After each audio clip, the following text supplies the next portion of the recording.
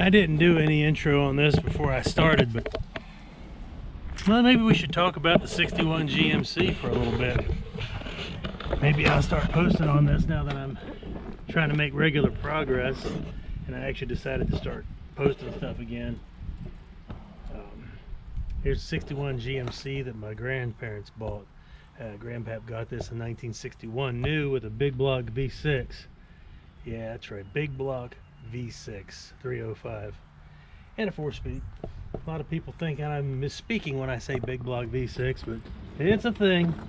And got sent to me, 2004 I think it got sent down to me, and I drove it for a while stock. 3/4 ton long bed, Dana 60, 456 gears. GMC listed as 457, but I've never heard that nomenclature anywhere else, so it had to be 456s.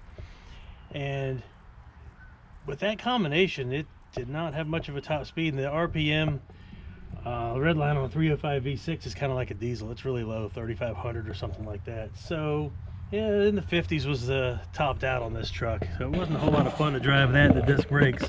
So let's just introduce you to what I'm doing here with the GMC.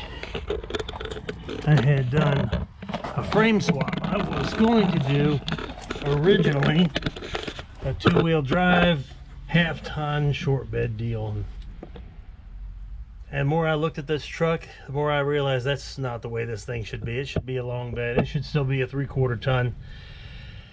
But as a kid, this was kept in its own little shed at the farm. And us kids weren't allowed to go look at it. We could look through the windows, and that's it. And it was always a big mystique on this. And they didn't bring it out much, so by the time I got it, it had less than 55,000 miles on it. But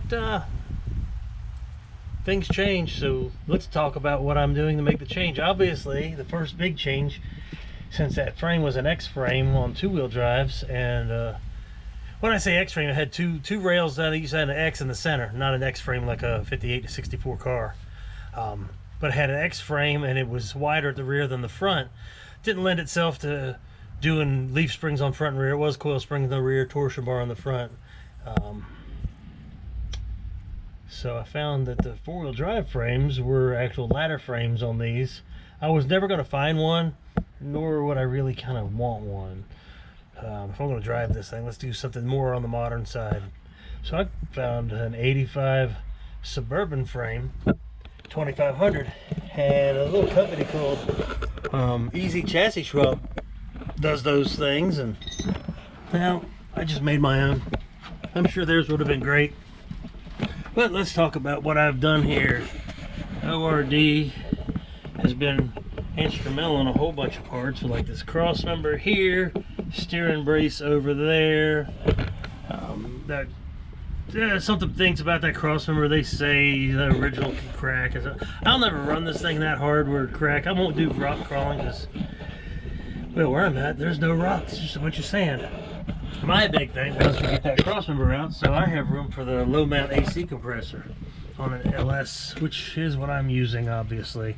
And I got the Holley oil pan for 4-wheel drives. It's sculpted out for the front drive shaft. Not that I'll need the clearance, that I'm 6 inches higher than stock, but it's their oil pan, so I grabbed it. And 4L80E in here, and we got a spacer and studs, and that allows me to use the MP205 GM piece. And my 205, it's all rebuilt, goes back here. Cross member, I don't think that came on this Suburban. Of course, the condition of it's a little on the less than black side compared to the frame rail, so I think it was out of my pieces and parts that I've been accumulating. I did accumulate parts for this truck for many years before I started building it. It sat in the back corner for quite some time. As we go to the rear, and I did find a really nice frame. And that cab, it's just not rusty.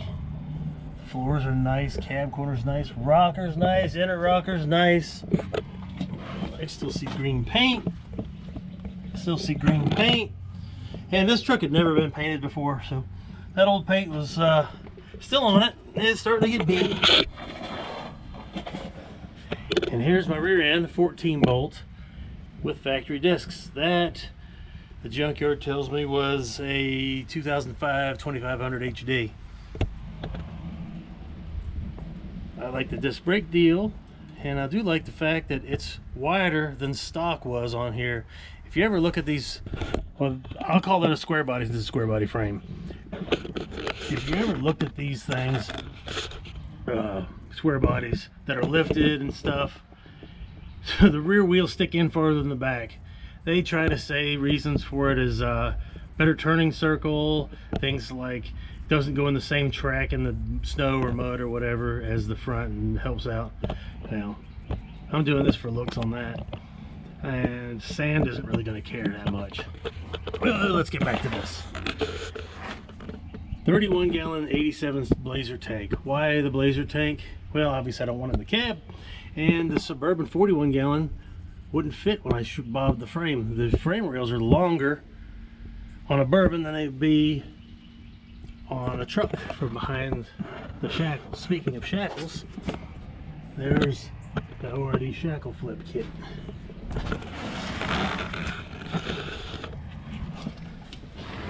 Let's get out from under here. Speaking of gas tanks, I have yet to decide to do here, since the tank will not be in the cab anymore. Do I fill this hole and body work it, or do I put a dummy and maybe do something with it? Just at least have a dummy sitting there so this has that original look. Not like this thing looks very original anywhere else. And I did a short on it a while ago, how I did the gas filler neck. Now we'll go in depth on it. There's how it fills up, just like a regular late model gas cap. And it's in its bracket and all that nice stuff, and it comes out of the tank and wraps around. And if I just take it off,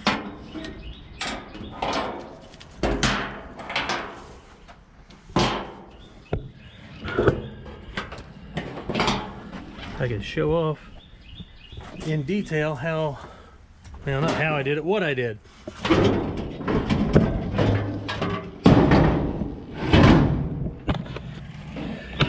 There's a hole in the wood board for the floor that allows it to drop through.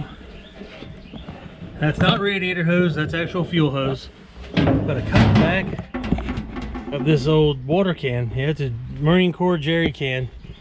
And I've got my filler neck stuff all welded up to there. Got pieces of tube. I don't know how good it's gonna fill, but we're gonna give it a try, and if it's a pain in the butt, that's just the way it is. So that is what we've got so far on the 61 GMC. Maybe by doing videos on a regular basis, maybe I'll be prompted to do a little bit more regular work on it and post it.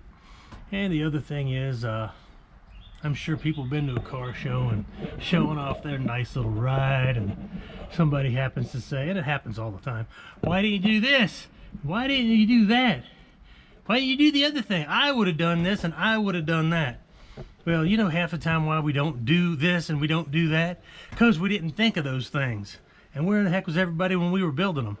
Well, with this, everybody can see in progress, and they can ask why I'm not going to do this and why I'm not going to do that, and heck, if it's a good idea I didn't think of, maybe I'll incorporate it.